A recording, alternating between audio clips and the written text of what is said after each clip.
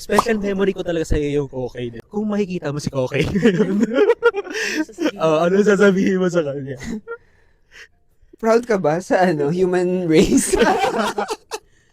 Pero maganda nga yung concept na yun. Kung biglang ito ka na eh. 40 years old, no? Tapos makikita Hindi, ko maganda nga yung pelikula. Kunwari mag-shooting kayo ulit ni Kokay. Pero si Kokay, as Kokay talaga, alien talaga siya. Alien pa din siya. Tapos parang, nga yun? kamustahan kayo sa set, gano'n. Yung, nasa Pilipinas ka pa rin, hindi ka pa rin bumabalik sa Mars, Kung gano'n. ako umalis na ako, isama mo kaya ako? Gano'n Oo. conversation na gano'n. Pero artista kayong dalawa, minimake-upan din si Kokay.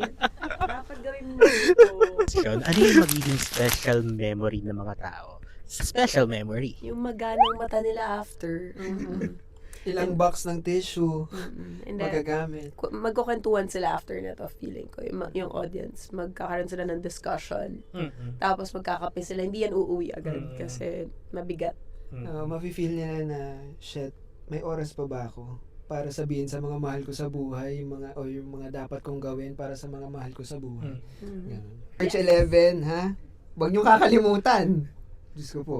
Makakalimutin ako dito pero kayo wag. Wag. March 11, showing na po A Special Memory starring Carlo Aquino and myself.